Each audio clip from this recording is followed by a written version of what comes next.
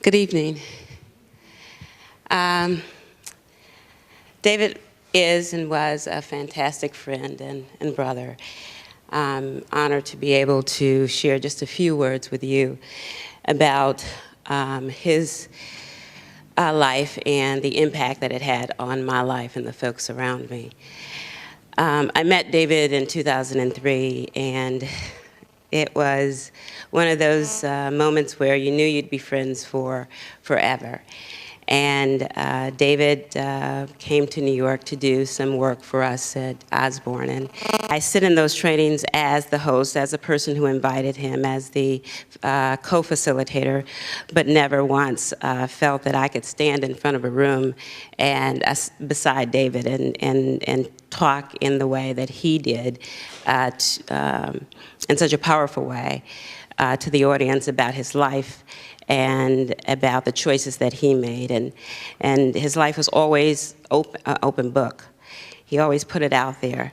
And as I got to know him, and certainly, you know, David would introduce me to everyone he knew.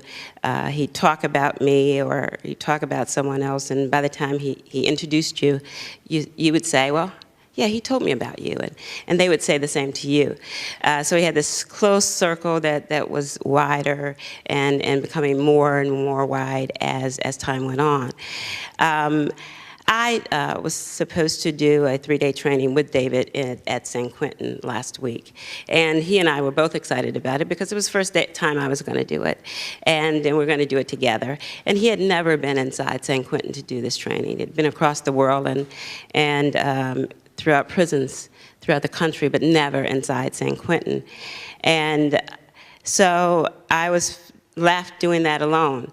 And I'm proud to say, with David's help, it turned out really well. And at the end, I said to the group that David would really be proud. And they said to me, he'd be proud of you also. But David left, the message that he left for me and that he leaves for all of us is really, today is the day. You don't have tomorrow.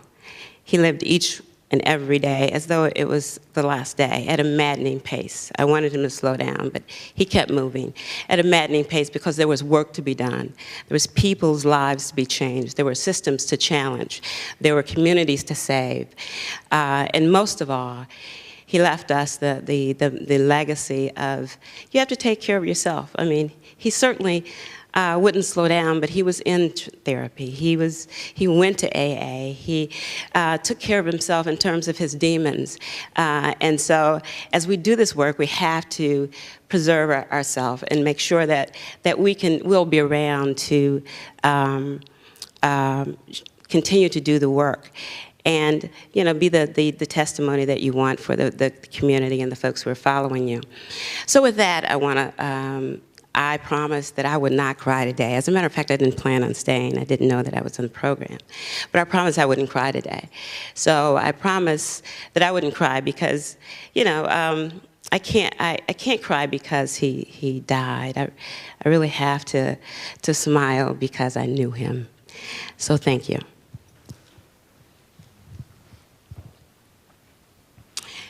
So Imani Davis, who could not be here tonight, Imani is, well, she'll tell you more about it in her speech. But so I'm going to read a few words from Imani.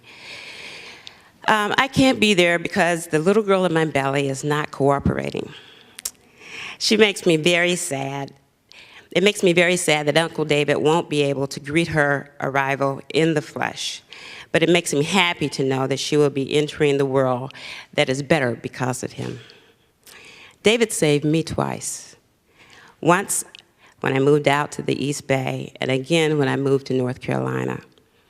In California, he helped me find an apartment, buy a car, learn to lead breaking barriers, and work at San Quentin. In North Carolina, when my father came out of prison after 25 years, David validated how hard it was on me, and he encouraged me to do what was best for me. He told me my dad was a grown-up and that I was only responsible for managing my own transition. The most important thing is that the way that he constantly celebrated me, my accomplishments, and what I was doing in the world. He was so proud of me, and everyone needs people like that in their lives.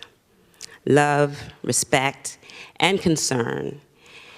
It was what he showed me, to my family, and to all of us. Whether we were in or out, whether we were on the edge or we are the edge. Uncle David is still my baby's godfather in spirit, if not in flesh. And she will know who he was to me and to the world. Imani Davis, thank you.